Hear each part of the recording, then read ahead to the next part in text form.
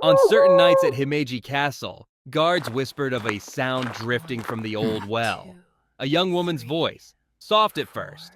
5, 6, 7, 8, 9.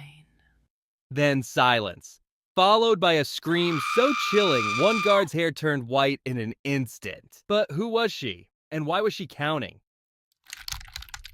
Her name was Okiku, barely more than a girl, beautiful and gentle, working as a servant in the castle. Many admired her, but her heart belonged only to one man, Kinugasa Motonobu, a loyal retainer of Lord Kodera Norimoto.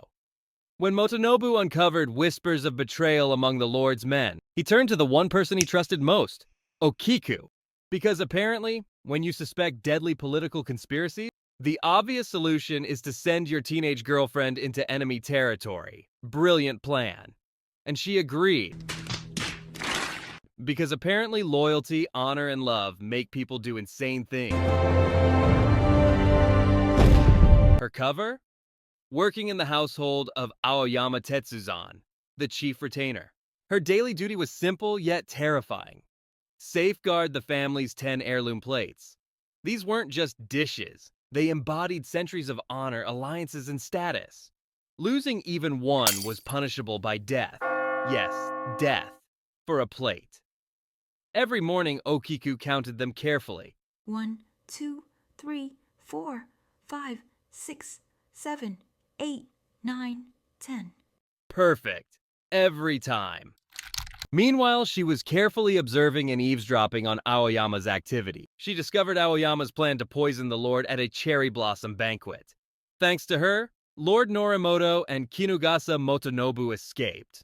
But Okiku decided to stay behind, continuing her dangerous mission. Now here's where things get interesting. Lord Norimoto could not arrest Aoyama immediately. Why? Because Aoyama was powerful and backed by the Uragami clan, which controlled the local military, making a direct move far too dangerous. Lacking loyal forces, Norimoto fled the castle to regroup and gather trustworthy allies before confronting Aoyama. You foil a murder plot, but politics is still deadly chess.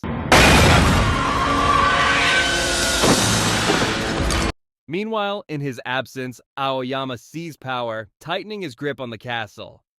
Also, Aoyama knew someone close to him was a spy since the plot had been leaked. He hired Chonotsubo Danshirō to investigate and find the mole. Danshirō found the truth, yet instead of loyalty to his master, he saw an opportunity. He demanded that Okiku become his mistress, or face death. Classic villain move. However, Okiku refused, just as she had refused every other man, her loyalty unshaken. Honestly, I don't know whether to applaud her incredible courage or start planning her funeral.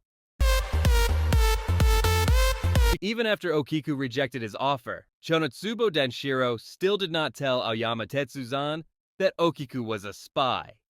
His corruption ran so deep that he was willing to betray his own master's trust to pursue his twisted desires.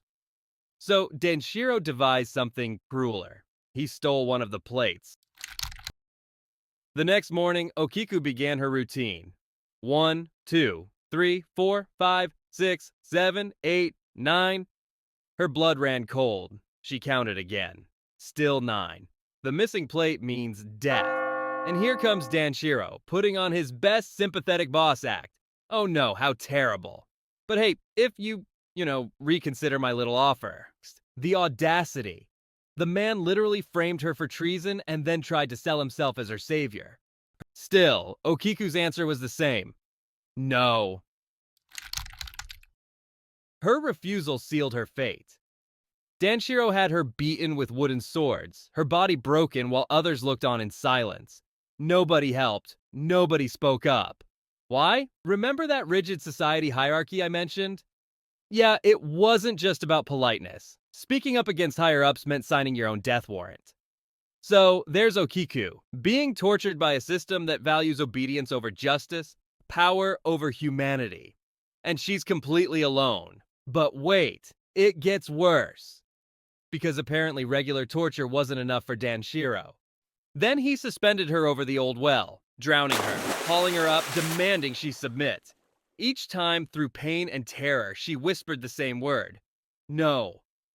At last, in fury, he struck her down and cast her body into the well.